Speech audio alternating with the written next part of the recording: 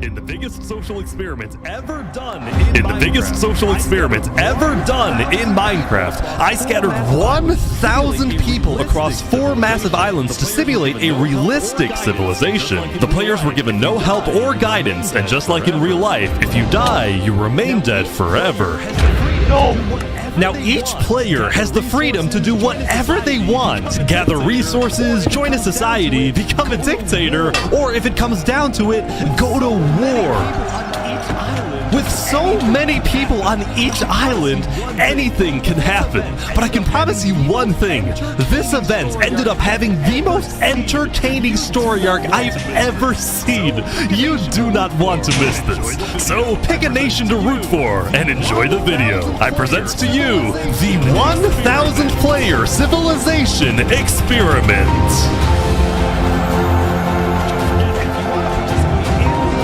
Don't forget, if you want to participate in these videos, join my Discord server, and of course, subscribe to my channel.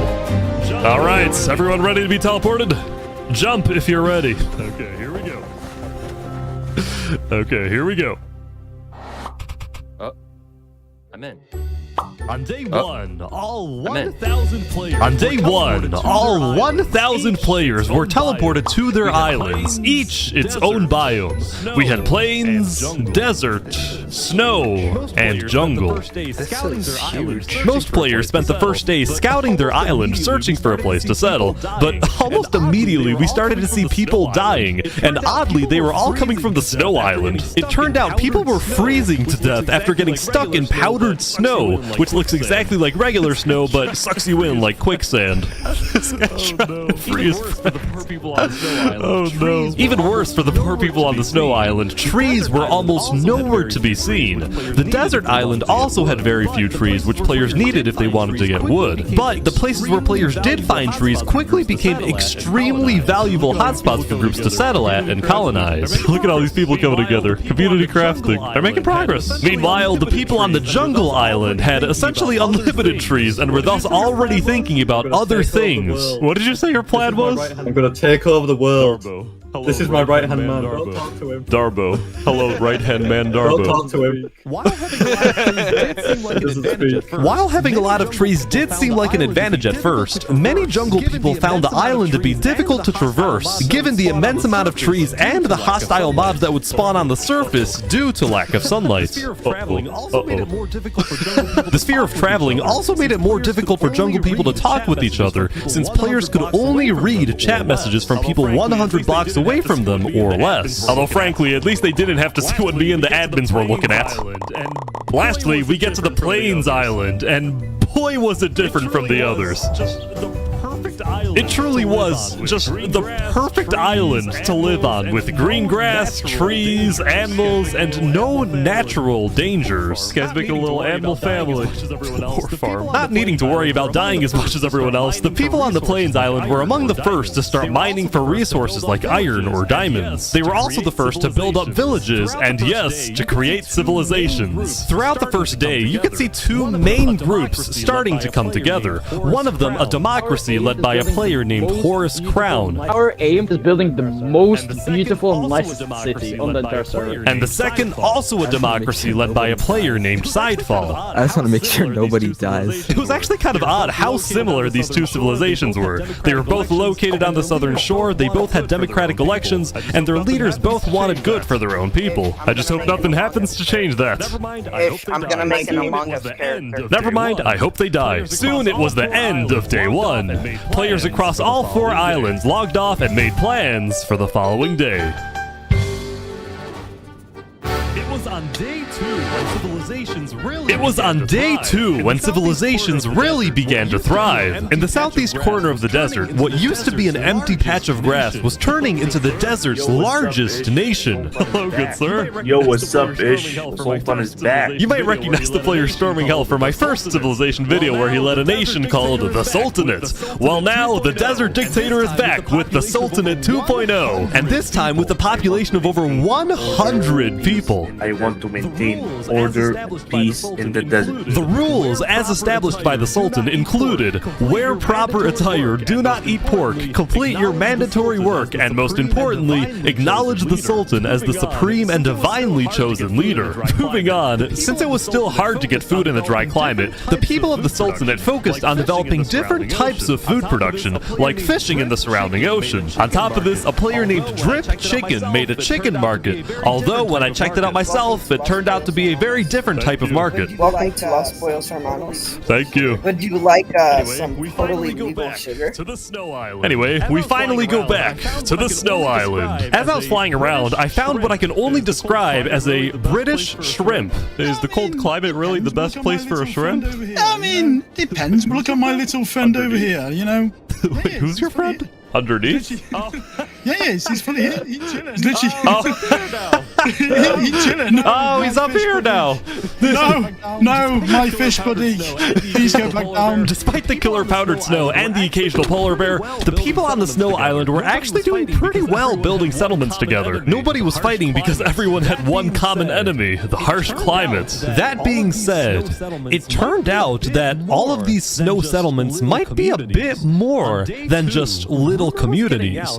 On day 2, rumor was getting out about a conspiracy that, despite them all being spread out across the entire island, a lot of these snow settlements were actually all being run by one single person whose goal was to unify the entire Snow Island under one mighty empire. This person's name was Alanulo, and he was running this entire empire recruitment operation from an underground bunker where he felt he was safe for the time being. Essentially what he would do was hold meetings with people who were already leaders of their own settlements and convince them to merge their civilizations with his empire so they would be stronger together. He would give these leaders orders to fulfill, and in exchange they would be guaranteed high-ranking positions in the empire. If this empire actually succeeds in uniting all 300 people on the Snow Island, it would easily become the most powerful nation in the world. In fact, it would be bigger than the Sultanate and the Two Plains democracies combined. Will this ambitious plan actually succeed? Let's see what happens in the following days.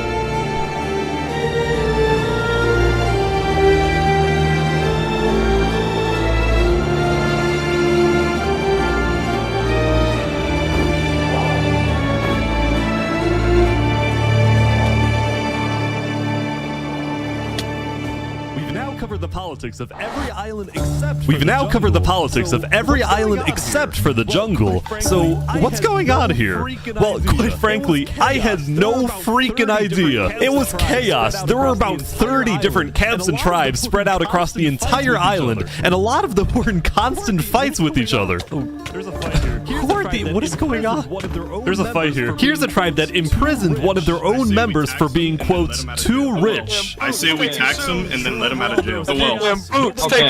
So overall, there was chaos, nobody trusted one another, and to add to this, nobody wanted to travel too far into the jungle because they were scared of rogue tribes and especially hostile mobs. In fact, we actually had to remove creepers on day 3 because they were killing too many people. Whoever asked.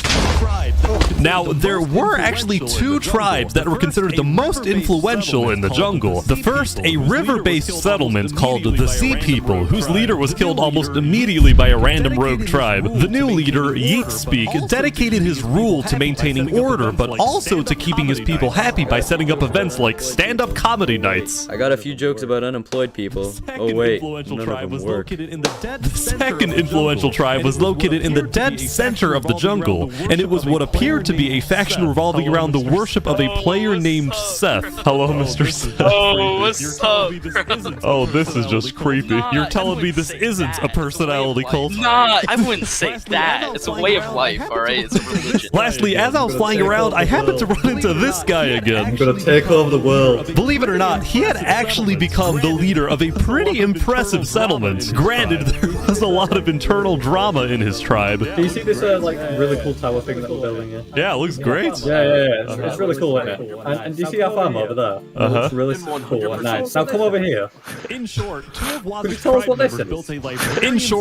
Wazik's tribe members built a librarian's tower, and he thought it was ugly and wanted to burn it down. Now, when I talked to the librarians, they said Wazik just doesn't like the library because he's illiterate. As I said, drama. Now, the jungle wasn't the only place having problems. The Plains Island was seeing both a surge in development, this whole place is awesome, but also a rise in tension. The leader of one of the Plains democracies, Horus Crown, had found out that the other Plains nation, run by Sidefall, had reached out to the Snow Island looking for potential alliances. Horus Crown did not like that Sidefall was reaching out to other islands instead of reaching out to him, so he quickly established his own alliance with two other Plains settlements, both located on the east side of the island, which would essentially cut off Sidefall's access to most of Plains if a war were to break out. We think Sidefall is definitely up to something, and we're planning to stop him. The people living on the Plains Island, who had otherwise taken their peaceful lives for granted, were getting very worried about a potential massive war that would devastate their homes. Here in KFC, we want family, not war. Meanwhile, on the desert island, the Sultan storming hell was not happy when he discovered that a group of mountaineers had made their home on the mountains surrounding the Sultanate. So, the two groups had a meeting to discuss this dispute over land. Why does the Sultanate have any more right to a plot of land? Simply, might makes right. We're stronger, so if it comes down to it, maybe stronger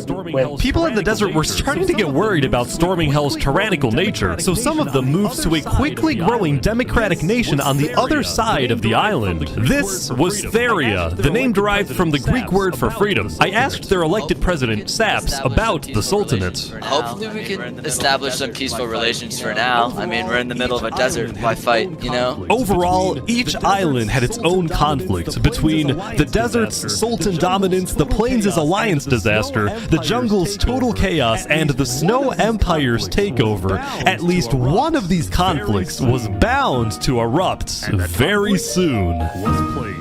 And that conflict was Plains.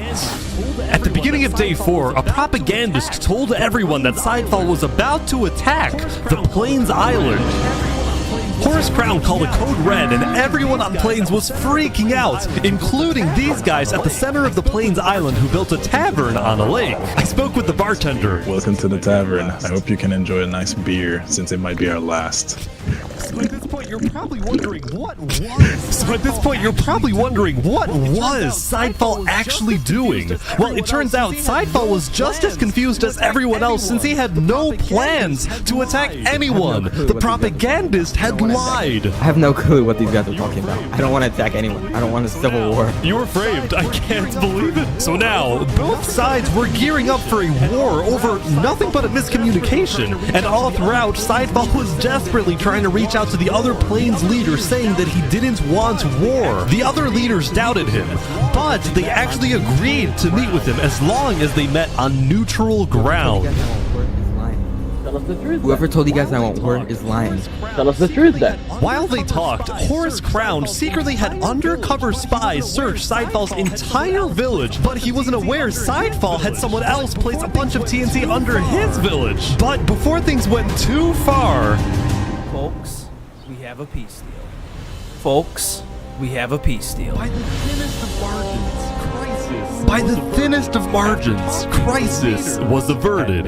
After talking, the leaders had made a peace treaty. I actually didn't get to see much of the meeting, but here's essentially what happened. Sidefall first apologized to the other Plains leaders for not being open with them, specifically about his relationship with the Snow Island. He told them he had only reached out to Snow in hopes to get on the good side of a player named A Freakin' Turkey, who was apparently Elanulo's second in command. The Plains leaders discussed their disagreements on foreign relations, Horus Crown preferring keeping alliances within Plains, and Sidefall believing in making allies on other islands. But they were able to put their differences aside. They banished the propagandist from the Plains Island, and that's the end. The four major Plains nations created a Great Plains Alliance. The Plains Island went from being on the brink of war to being the most united island of all. Drinks are on us! And it it wasn't just plains. Toward the end of the day, all 4 islands were prospering. From the people on snow collecting resources and building together, to the people in the desert working on the Sultan's build project, which was to create a massive holy city. Even the jungle was at peace at the end of day 4, since the remaining jungle people were just thankful that they were still alive. Soon though, it was the next day. But before we let people back onto the server, the admins and I decided to add a little something. We added a 5th island in the center of the world, and we didn't tell the players that we did this. We wanted to see who would discover the island, how long it would take to find, and then what would happen next. So, we started up the server, and the wait began. Meanwhile, we have to talk about the Snow Island. Hey. Hello, Itch. How's it going? Hello, hey. Turkey. Hello, Itch. How's it going? On day 5, the player A Freakin' Turkey finally gave me a full explanation of the mysterious Snow Empire, which I found out was named the Aculon Empire. Still fearing for his safety, the Empire's founder, Olanulo, gave orders entirely from his secret underground bunker, while his second in command, A Freakin' Turkey, carried out his orders and led the people on the ground. There is a You guys have settlements across the entire island. There is a lot. Just know none of it was made by slaves. The Empire relied on strict order to maintain peace. It's now 200 citizens were each assigned a daily job like building, mining, or fighting, and whenever they were online, all citizens were required to be in 2 Discord voice channels at once, which I didn't even know was possible. Also, the Aculon Empire made it a point to document everything, including its list of members, its hierarchies, its physical landmarks, but what I found most impressive was the high-level operation going on in this seemingly regular building. This singular building is the richest place in the entire server. They called this the Quartermaster's House, and it was where the Aculon Empire not only collected and stored all its resources, but also distributed items using a complex request system, where, for example, a citizen asks for iron ingots, and then the Quartermasters decide exactly how much iron that citizen deserves, based on a detailed algorithm they developed. Has anyone tried breaking into this place? Not yet. Let's just say, if you tried to get in without permission, you're not gonna get a very nice welcome. And I kid you not, just a few minutes later, this player, Xelius, was caught trying to sneak his way in, and he was sentenced to a public execution to be held the next day. Things are kind of strict around here, huh? As long as they don't take me my squid, I'm a happy man. The Snow Island continued to be hyper-vigilant about criminals, but so were other nations, like the Desert Sultanate, which made an inescapable prison. She is surrounded by lava. Or Wazak's nation in the jungle, which made a giant sand trap. Oh, this is evil. Just you wait until we have a nice little deliberation with some. Yeah, I'm gonna be put to death, you know. Even planes didn't feel exactly safe, as this self-described capitalist nation made a giant wall to protect its people. We want to make sure the communists cannot take this away from us. But as I was talking to these guys, I got tipped off from someone in the desert that something big was about to happen. The Sultanate army's on the move. The Sultan had sent his elite squad on a secret nighttime mission. Their goal? To find a group of people that had been rumored to want to assassinate the Sultan. They're at the north side of the island now. Oh yeah, okay, this is our target, Okay, let's go. According to the Sultan, the people hiding in this little settlement were indeed the attempted assassins, and now the group had a decision to make. Oh, we're gonna kill this guy. Do we kill this guy? Up until now, there hadn't been any violence between desert nations. Will this be the breaking point?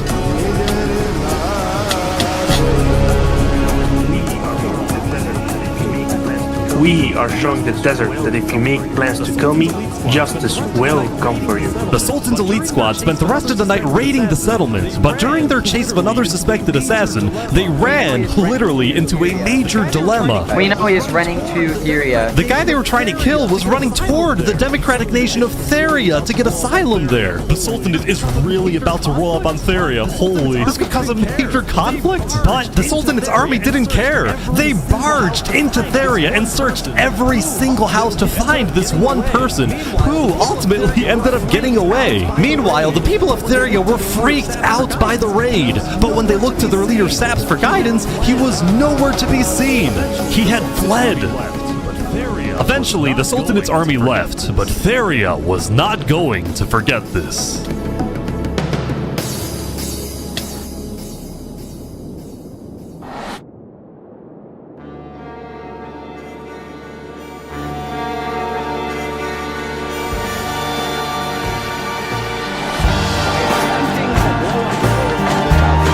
attempting to blow up the quartermaster's house, Zelius betrayed our people.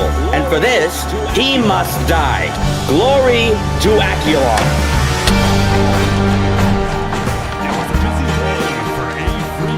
It was a busy day for A Freaking Turkey. The execution was successful, but the Empire didn't yet have a written constitution or a justice system. So A Freaking Turkey met with a player who claimed to be a lawyer to set up a legal system. You get the smaller seat, unfortunately, but do know it is quite important as well. I'm used to cramming into tight spaces. Afterward, A Freaking Turkey took his guard to Drew and confronted some farmers who he claimed weren't producing enough food for the Empire. I swear I will not miss any payment I have to owe you. Drew, the bow. I expect 5 stacks of bread delivered within 1 to 2 I expect 5 stacks of bread delivered within 1 to 2 business days. Even though he was a little tyrannical at times, A Freaking Turkey was actually becoming very well liked in the Acheron Empire because he got things done and he was a charismatic speaker. Fellow citizens, it is my distinct honor to pronounce Steve and Pixel as husband and wife. See, even though he was only the second in command of the Snow's Acheron Empire, many people were starting to view A Freaking Turkey as a better candidate for leader than Alanulo, since most people in the Empire had never even seen Alanulo, given that he's been hiding underground the entire time, afraid of being assassinated. In fact, some of his own citizens weren't even sure he existed. While Alanulo ruled from afar, only talking with high-ranking officials, A Freaking Turkey was considered a man of the people, someone who talks to everyone. In fact, A Freaking Turkey had gained so much notoriety that leaders of other nations were starting to reach out to him for alliances rather than to Alanulo. So, as a result of all of this, Alanulo was starting to get a little worried. Turkey knows that I created this empire and its entire political system, and as long as I am alive, I will be its only ruler.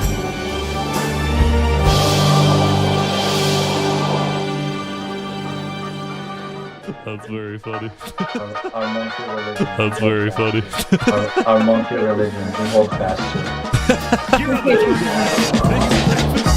Here on the Jungle Island, things haven't slowed down one bit. Amidst the chaos, this small group had made a monkey religion, and their goal was to build the biggest tree in the entire world. We're so industrious.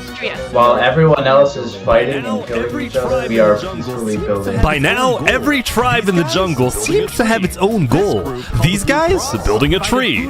This group, called the Blue Cross, provided food and shelter to refugees. Meanwhile, Wazak's goal, which was still to take over the world, was seemingly driving him mad, especially after the librarians built a second tower. You did this out of spite, didn't you? Overall, it seemed like there was a lot on Wazak's mind, as if he was planning something big. Meanwhile, Seth and the Sea People were still the two biggest tribes in the jungle, and both pursued very innovative political strategies. For example, Seth got married, but only so he could parade around the jungle and demand wedding gifts from everyone. And you know what? It freaking worked. The Sea People, on the other hand, had taken on a massive goal, which was to finally end the chaos in the jungle, and they did this by sending out stealth groups and hunting down thieves, murderers, and anyone who they claimed did wrong. However, some of the supposed wrongdoers they killed were actually allies of Seth. In response, Seth demanded that the Sea People stop their initiative immediately, but the Sea People planned to continue. All of a sudden, the Jungle Island was on the verge of a massive war, as if there wasn't enough chaos already.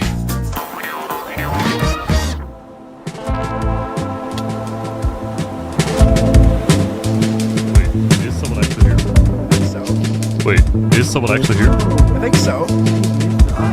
Whoa, this is crazy. This is awesome, man.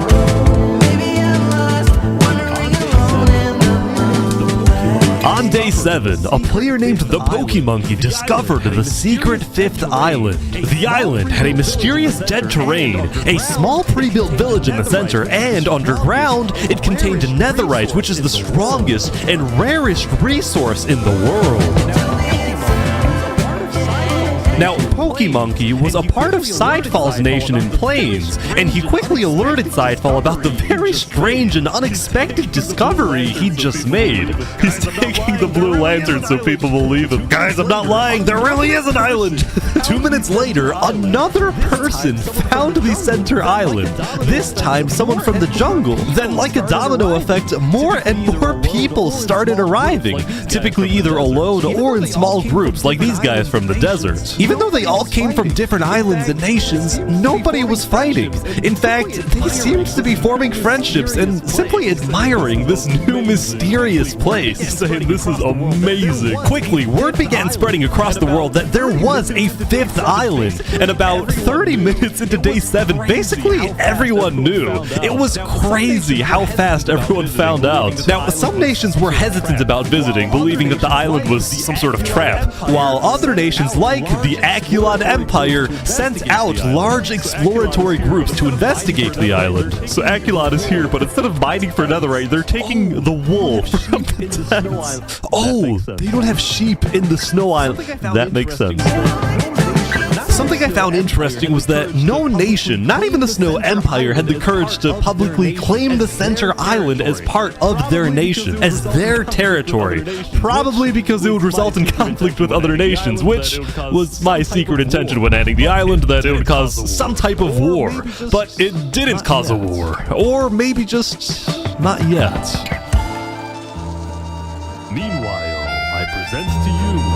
Meanwhile, I present to you the story of Los Pollos Hermanos.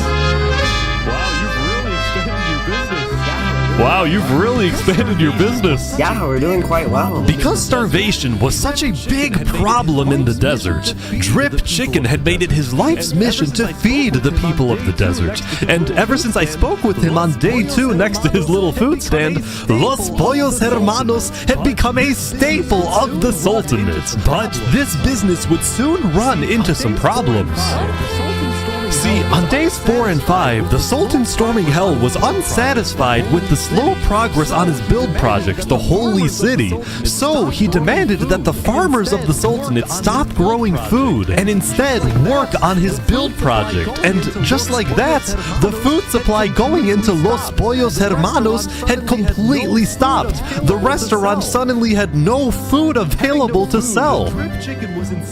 Having no food, Drip Chicken was instead forced to sell some questionable products, and if he was caught selling these products by either the Sultan or the Sultan's twin guards, he would probably receive a life sentence in the Sultanate prison. Meanwhile, the farmers of the Sultanate were unhappy since they wanted to farm, not be forced to build. So in a rebellious move on day 5, Drip Chicken and the farmers secretly set up a meeting with Saps, the leader of Theria.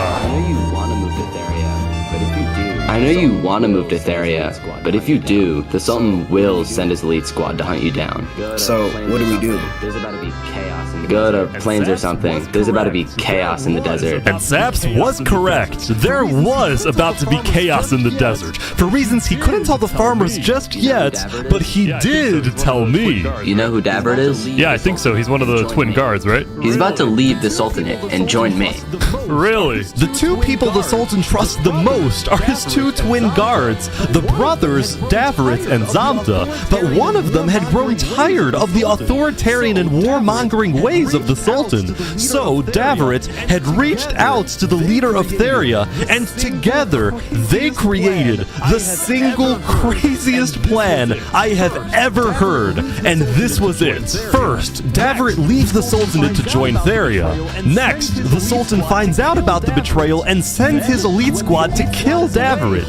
Then, when the elite squad is away hunting for Davrit, and the Sultan is therefore alone, Davrit will sneak back into the Sultanate and kill the Sultan. Davrit will then claim leadership over the Sultanate, and as the new leader, he will finally bring peace to the desert. Davrit, there's no way this works. Brother, grow some chest hair. Trust me, you'll work, alright? So, at the end of day 7, Davrit snuck out of the Sultanate and headed to Theria to begin the operation, while Drip Chicken and the farmers fled to the Plains Island. On their way out, some of them took one final look back at their home, at their restaurant, knowing that they would probably never see it again, knowing that the story of Los Pollos Hermanos had come to an end.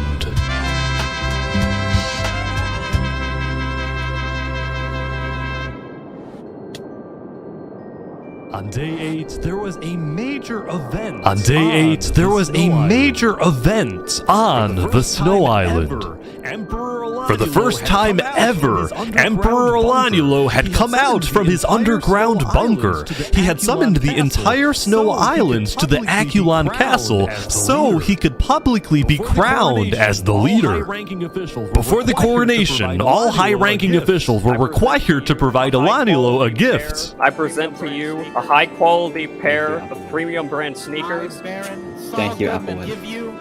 I, Baron Saul Goodman, give you this present, Lord Olanulo. My presence is your present. After the gifts, Olanulo asked his second-in-command, A Freakin' Turkey, to make a speech affirming Olanulo's undisputed leadership.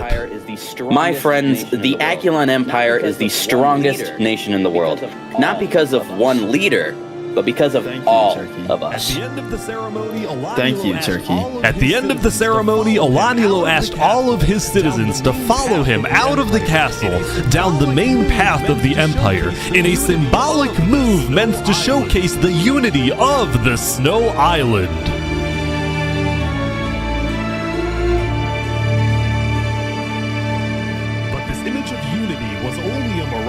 But this image of unity was only a mirage. There was a lot of discontent building within the Empire for many reasons. People didn't like that Olanulo's knights were constantly bossing them around, nor did the Aculon builders like it when Olanulo forced them to work on the Aculon Castle instead of letting them finish their own projects. There was this general sense that Olanulo might be overreaching with his power, especially when he started spying on his own citizens to see who was criticizing his leadership. See, Olanulo believed that in order for his citizens to have a good life, they have to live in a strong nation, and the only way to maintain a strong nation was through complete unity under a powerful and unchallenged leader. This is why Olanulo was fearful about the discontent within his nation, as well as the rising popularity of his second-in-command, A Freakin' Turkey. Knowing that they were being spied on, many of A Freakin' Turkey's supporters were becoming scared living on the Snow Island, afraid that they would be executed for not supporting Olanulo's leadership. So, with the help of A Freakin' Turkey, plus another high-ranking official, its Ender, some Aculon citizens organized secret evacuations out of the Snow Island through underground tunnels, some of which led to Seth's nation in the jungle, others going to Sidefall's nation in Plains. Both Seth and Sidefall were very open to accepting refugees, especially those who opposed Olanulo, someone who they believed to be a dangerous tyrant. Also, they had just found out that Olanulo had actually sent spies all across the world, including into their own nations, so they didn't like him very much. We're not going back until there's some form of democracy in Snow. I don't think that's going to happen anytime soon. Meanwhile in Plains, Mr. Turkey, are you starting a revolution? No, I do not want a revolution. I just want to make sure Olanulo doesn't kill these people. When are you going back to the Snow Island? Probably tomorrow, because I'm going to try and host a meeting with Olanulo. I just think he's gone too far. So while A Freakin' Turkey stayed on the Plains Island for the rest of the day, Seth and Sidefall created the first ever multi-island treaty. This treaty not only established Seth and Sidefall as allies, but it also declared their nations refugee states, ones that are willing to accept all people fleeing from dictatorial regimes like the Sultanates or the Aculon Empire. As for A Freakin' Turkey's position in the Aculon Empire, he was still technically the second-in-command, but it was only a matter of time before Olanulo finds out about the missing citizens, and then it's very likely that Turkey will be stripped of his position, or be kicked out of the Snow Island entirely and become a refugee refugee himself.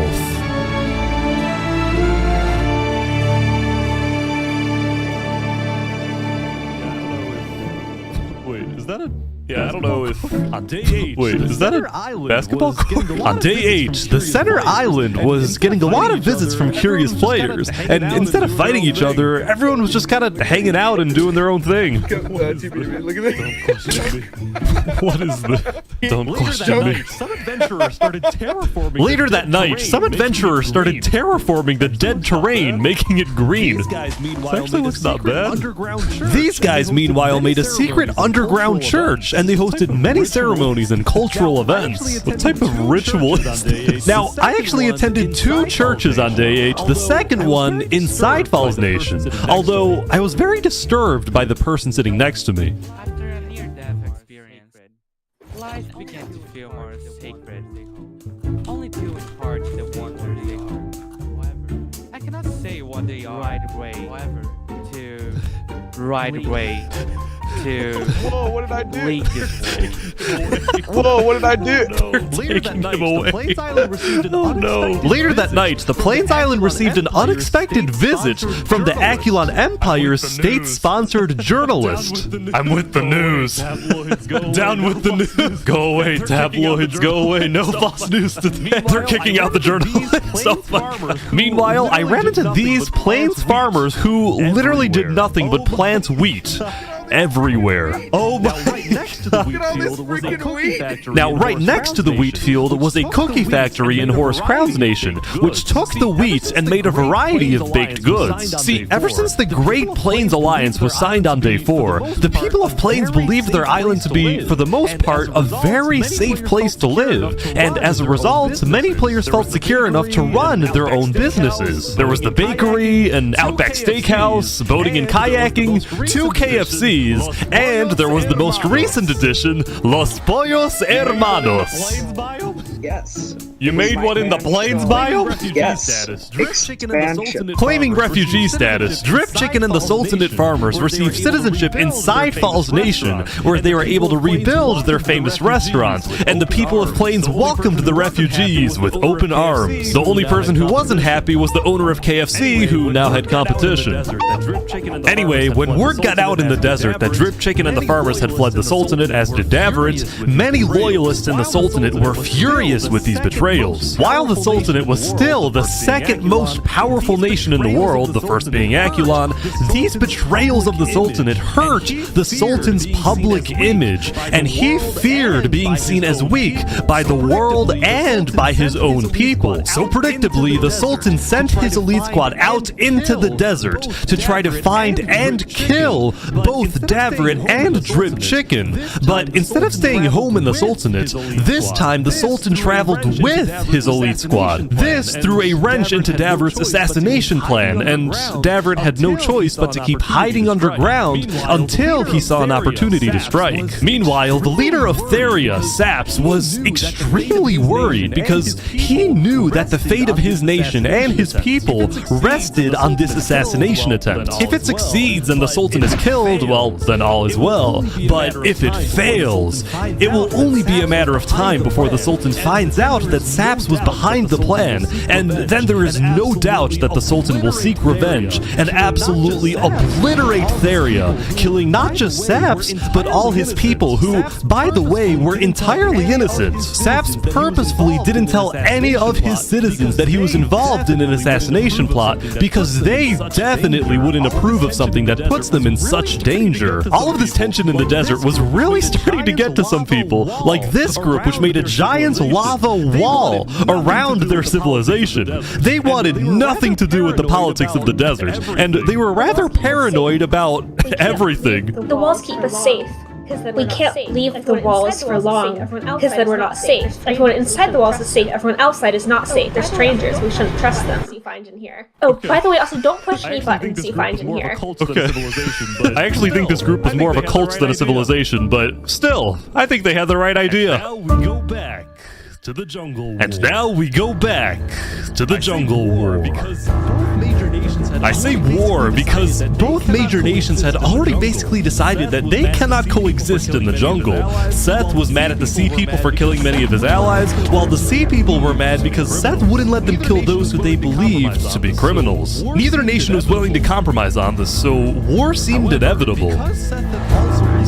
However, because Seth had also recently formed an alliance with Sidefall from Plains, a war between the two jungle nations would likely cause Sidefall, as well as the rest of the Plains Island, to join the battle, thus turning this into an actual world war. So, given that the stakes were so much higher now, both sides agreed to have one final meeting to maybe work things out. It was Wazak who quickly offered his nation as a good neutral location for the meeting, and he was quite enthusiastic about hosting. On day 8, Seth and the Sea People sent their highest ranking officials to Wazak's nation, where the meeting would take place. Alright, Seth. You're up first. Alright, Seth. I think you're up first.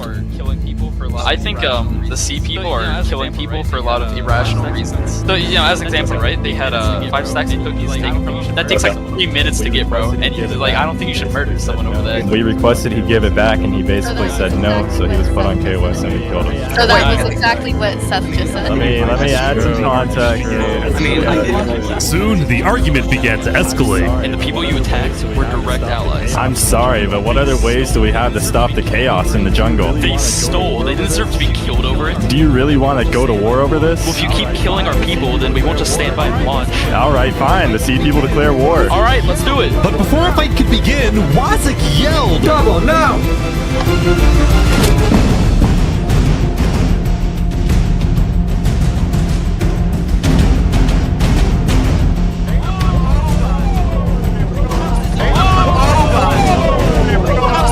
Oh my god.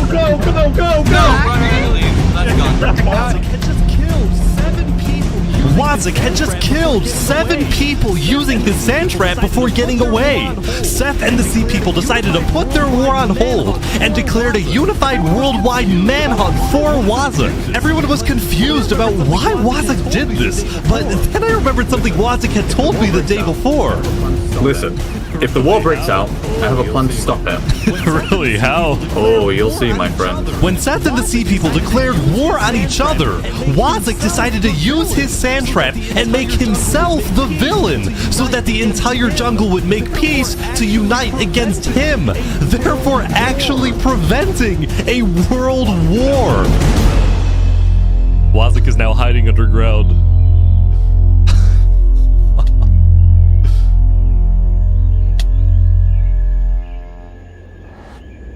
After spending most of the previous day trying to hunt down his enemies, the Sultan storming hell decided to take a break from the hunt and attend a wedding hosted by a small neighboring desert nation. It was a huge honor in the desert for the Sultan to visit your civilization, so there was a lot of buzz surrounding the Sultan's visit, and everyone in the desert knew he would be there. Zamta the Twin Guard was also at the wedding, and he was quite thankful for the break since he secretly despised having to hunt for his own brother. When the Sultan demanded that Davrit be tracked down and killed, Zamta was horrified by this order, but he kept silent, fearing that he'd be next. Zamta could only hope that Davrit was far away now, hiding in a place where the Sultan would never find him. But it turned out Davrit was not far away at all, because he was on a mission. He's actually here.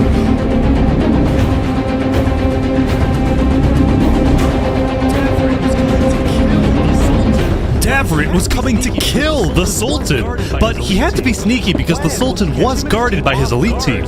The plan was to catch him and his team off guard since it would only take a few hits to kill him. I'm so nervous right now.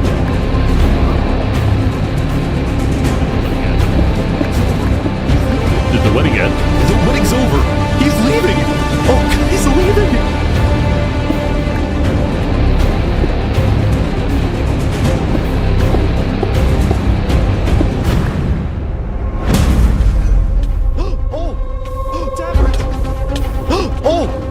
Davrit!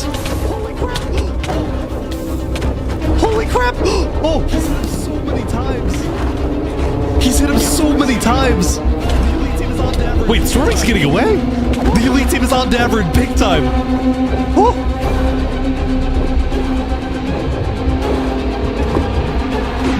Oh, he's getting close! Oh, he's getting close! He's getting close! Oh, he turned around! Holy crap, everyone's here now! This is insane!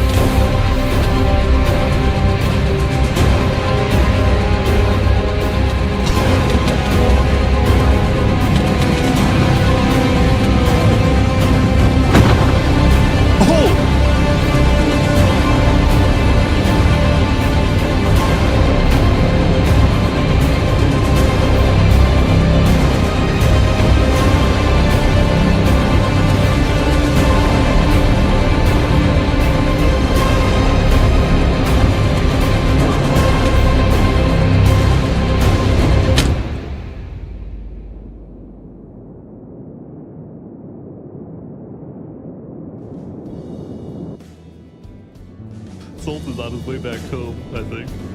Salt is on his way back home, I think. What is happening?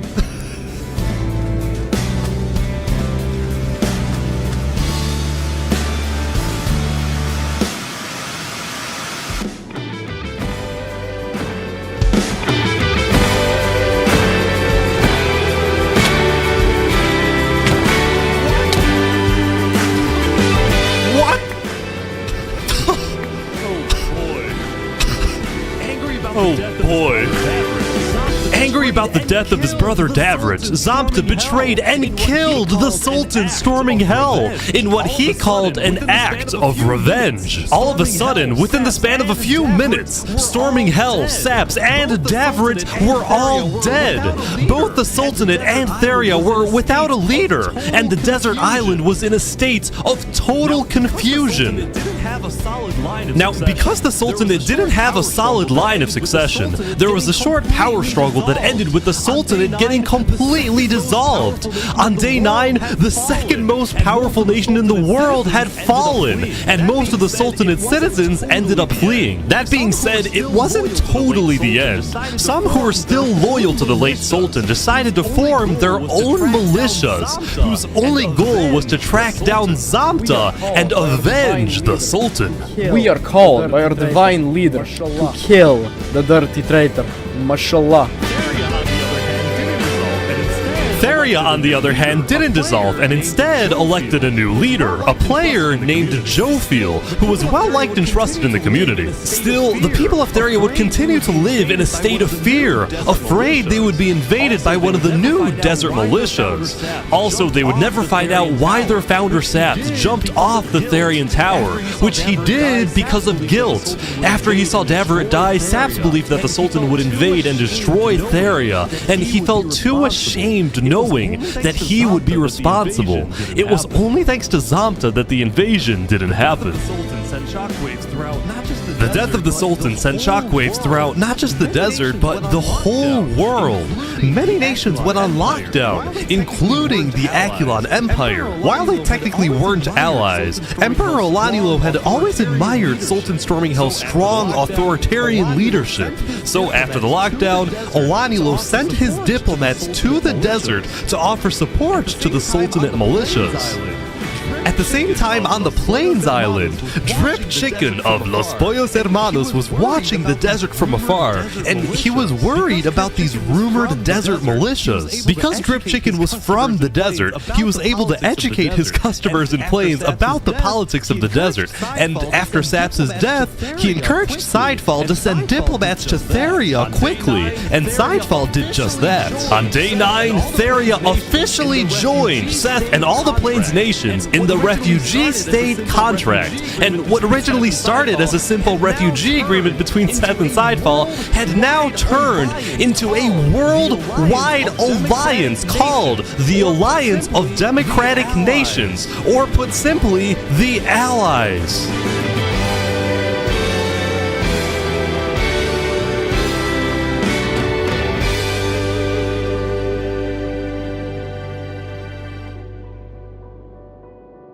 As the people of the Aculon Empire continued their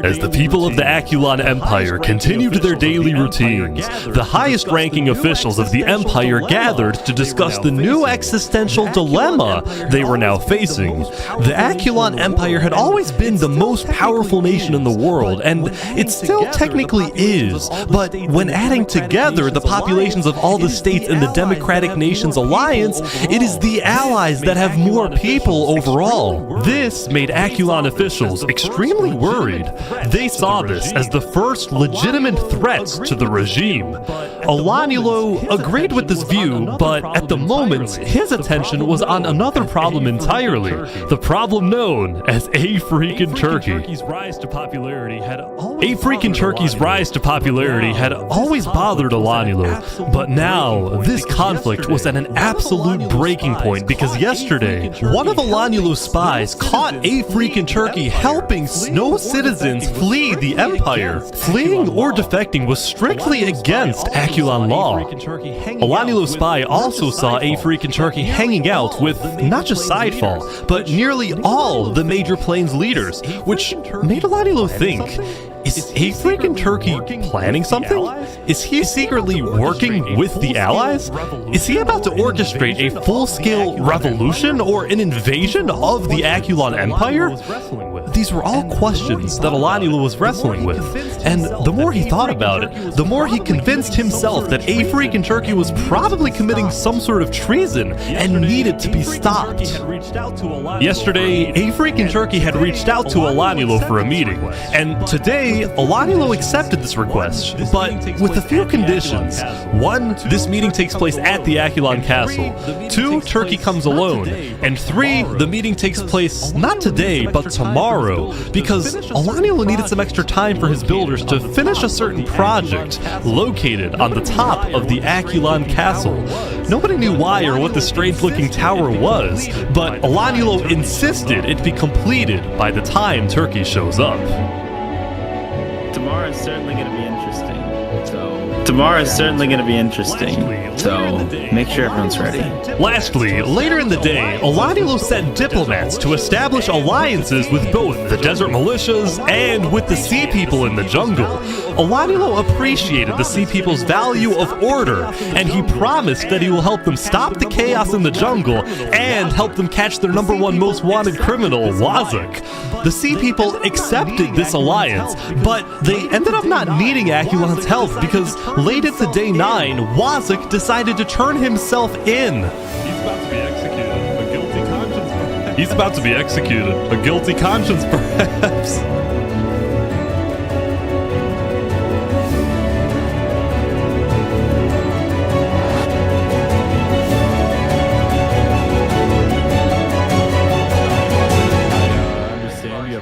All right, Wazak, I understand you have a prepared statement. Yes. You may now read your final words. Yes, thank you. It's your old friend Wazok. Hello everyone, it's your old friend Wazok. In the beginning, I wanted to rule the world. But I've made some bad decisions. And now, it's my time to go. You killed innocents. If there's one thing I've learned, is that time... If there's one thing I've learned, is that time can never be your trusted friend. Yeah. Long live the jungle. Long live the jungle.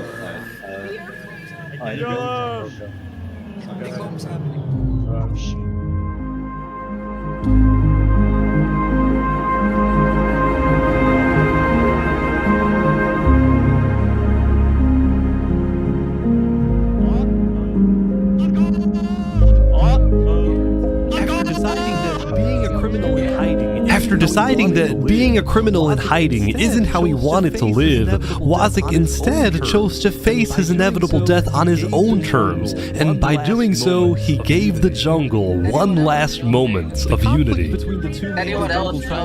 The conflict between the two major jungle tribes was still unresolved, especially now that they were in opposing alliances, but for this brief moment, there was peace in the jungle.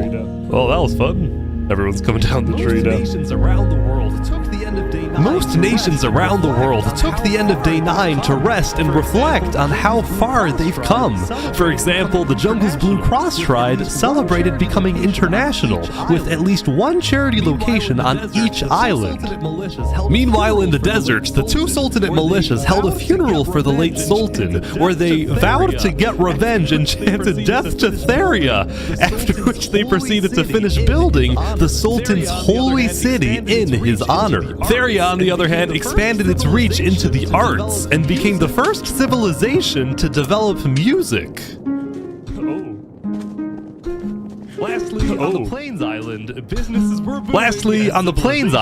businesses were booming and civilizations were thriving. On day 9, the Plains Island had finished the construction of the ISH, the International State Highway, which made trade and transportation between the major Plains nations much faster. Overall, the building and architecture and player creativity in Plains was simply amazing, and it was all made possible by the political stability of the Plains Island.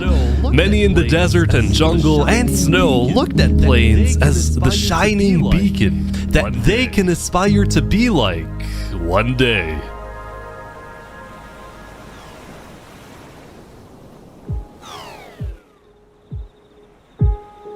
As the end of the day approached, Afreak and Turkey returned to the Plains Tavern after spending the day traveling around the world, visiting civilizations in the jungle, the deserts, and of course the Plains Island. During many of his visits, he was very surprised when he found out that most people from these foreign nations not only knew about him, but admired him. This was because rumor had spread about his disobedience to Alaniulo, and as a result, he had earned a worldwide reputation as the savior of refugees, the honorable rebel, the man who stood up to the emperor, and everywhere Afreak in Turkey went, he was welcomed with open arms. By the way, I think he would have been perfect for that. Yeah, I heard there was a comedy show here. You should have called me over. When it came to the Akulon Empire, the truth was, Afreak in Turkey had no intention of causing any type of uprising or revolution. In fact, he was strictly against the idea, knowing just how devastating a major war would be. But he did want change in the empire. During his prolonged stay in Plains, he had seen what freedom and democracy look like. He had come to regret his more tyrannical actions in the early days, and he now envisioned a reformed Akulon Empire. His new dream was to bring democracy to Snow, bring freedom to the people of the Akulon Empire, and make the Snow refugees feel safe to come back home. I might just be overly optimistic, but I think we can achieve world peace. Okay. If Afreak in Turkey is able to convince Alaniulo to convert the empire from a tyrannical dictatorship into a free democracy, and then the Akulon Empire ends up joining the Allies, then world peace wouldn't just be a far-fetched idea for wishful thinkers. It would actually happen. With this massive goal in mind, Afreak in Turkey prepared for tomorrow for his big meeting with Alaniulo.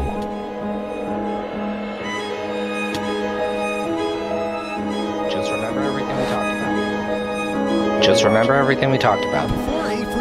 We'll be watching. Before Afreak in Turkey took off for the Snow Island, he had met with the 4 major Plains leaders one last time to tell them what he hopes to achieve in his upcoming talk with Alaniulo.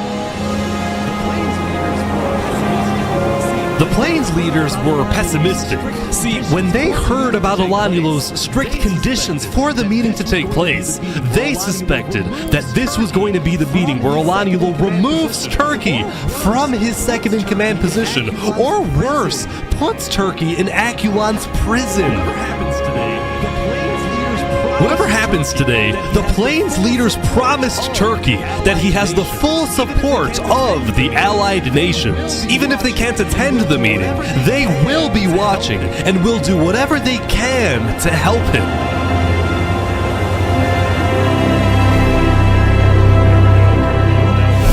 On the Snow Island. There we go. Turkey is now back on the snow island. Right away. I think he's going to the meeting right away.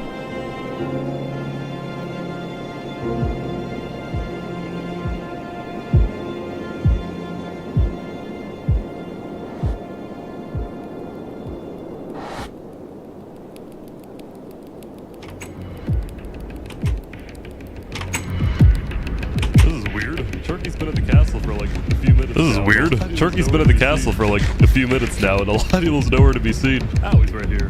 He's on his way. Oh, he's right here. He's on his way.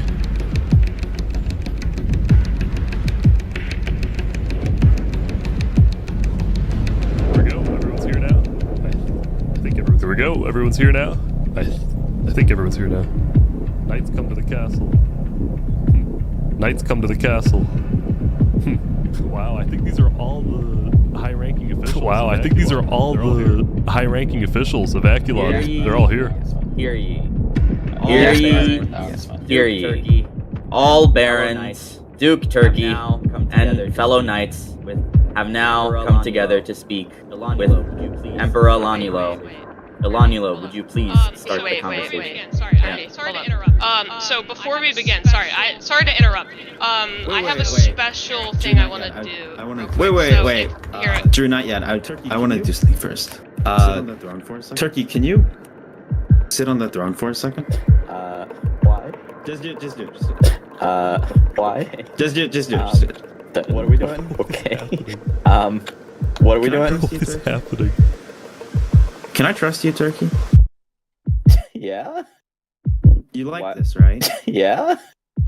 You like this, right? You put me on sitting on the throne? I don't know what you're talking about. You put me on here. I don't know what you're talking about. In front of all these people? What are you getting on about? I know that you've colluded what are you getting on about? I know that you've colluded with the Plains Alliance.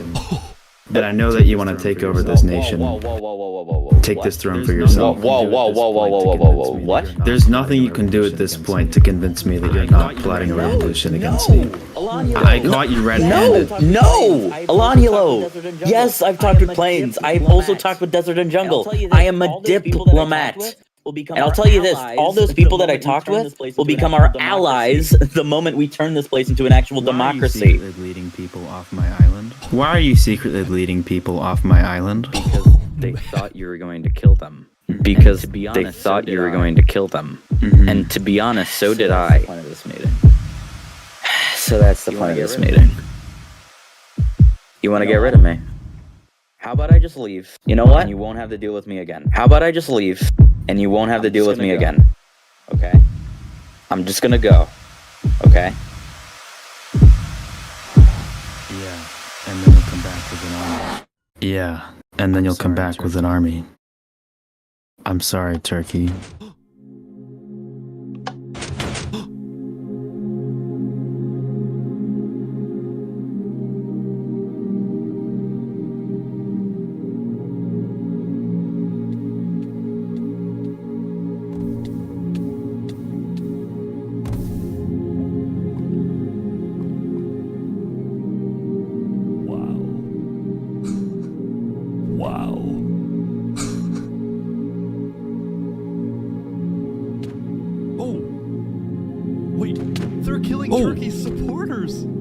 They're killing Turkey's supporters! They're hunting down his supporters as well! This is crazy. Like that, there was a purge on the Snow Island, and many of Turkey's supporters were killed. The few who were able to escape immediately swam to the other islands to tell everyone exactly what happened. And all of the knights started executing Bernie, Ender, Turkey, assassinated some of the most loved members of Aculon. When A Freakin' Turkey's death message appeared in chat, people around the world were outraged, and shortly after, the leaders of the allied nations started activating their militaries, putting them on standby. Turkey once visited Los Pollos Hermanos to make sure I'm giving the army chicken for 50% off to make sure they're ready for battle. Meanwhile, Elanulo got word that the Allies were preparing their armies, so he declared a full lockdown, reached out to his own allies, and called them to the Aculon Castle to be ready in case the Allies declare war. And sure enough, when the Plains leaders talked with Theria and Seth, the vote was unanimous. On day 10, the Alliance of Democratic Nations officially declared war on the Aculon Empire. I just want to say I wish you luck and great success. Hopefully we all see some of you tomorrow to sign the constitution of the new Aculon Republic, the new Aculon Republic that we all dream about having. Thank you all. This isn't about us. This isn't about our lives. It's about getting justice for Turkey and ridding the world of tyranny. All the allied nations met up at the center island so they could attack the Snow Island together. Today, we fight for revenge. We fight for freedom.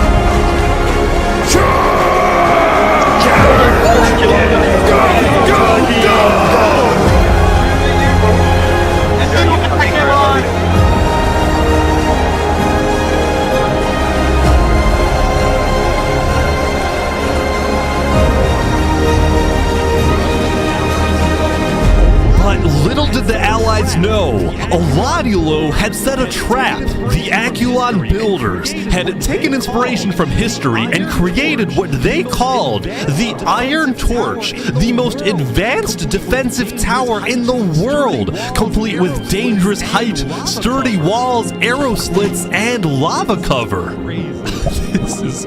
This is crazy.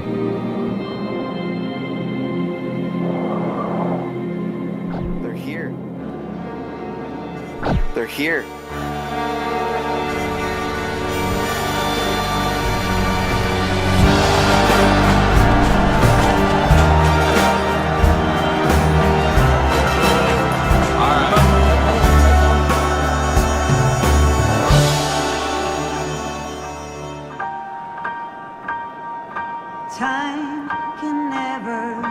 Time can never be your trusted friend or your sworn ally.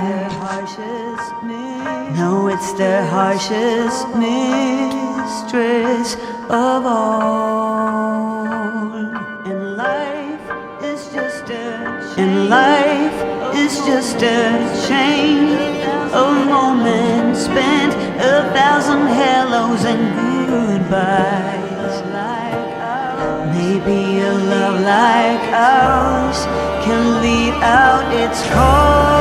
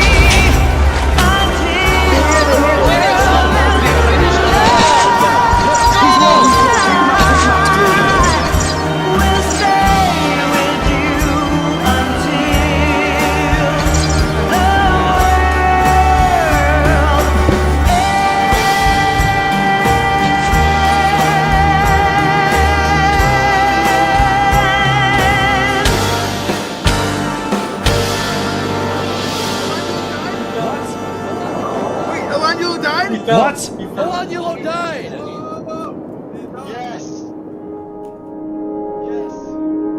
Soon after Olanulo died, the Aculon Empire officially surrendered. Wait, Aculon officials say they surrendered? Still kill them. But even though Aculon surrendered, the Allies didn't stop fighting. No mercy, no mercy. They're all saying no mercy. Like that, there was a purge on the Snow Island. But this time, it was the supporters of Turkey doing the killing. This is just an absolute slaughter fest. After a while, the Allies had completely taken over the Iron Torch, and all the Aculon forces had either been killed or had fled the island and gone into hiding. And with that, the Alliance of Democratic Nations had defeated the Aculon Empire. It was only when the war ended and the clouds parted that the Allies were finally able to reflect on what they had done. They had succeeded, but they had also shown no mercy. When their enemy surrendered, they continued to be ruthless and thirsty for blood. It was as if they had become their enemy. As the Allies each safely returned to their homes, now with a clear mind, many of them felt regret. Neither side was completely innocent, and the war was complicated.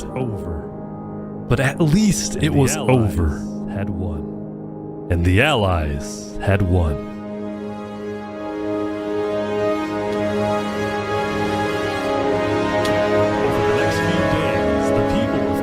Over the next few days, the people of Plains, Feria, Seth, and a few smaller nations created a world alliance with a massive parliament building on the center island, where world leaders met to discuss the affairs of their nations, and most importantly, to keep the peace.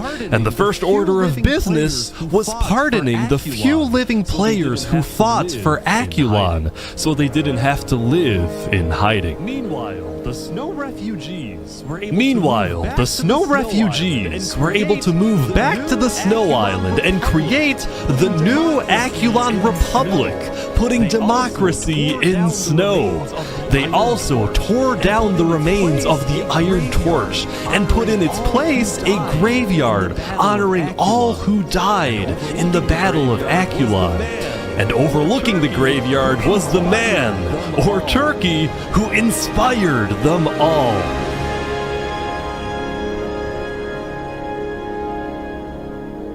And so the jungle went back to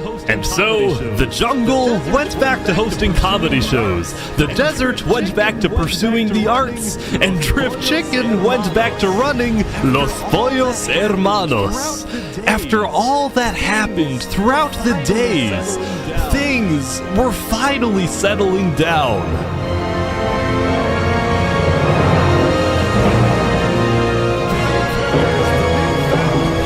For many players, the newfound peace allowed for new stories to begin. But for us, it's a good place to end.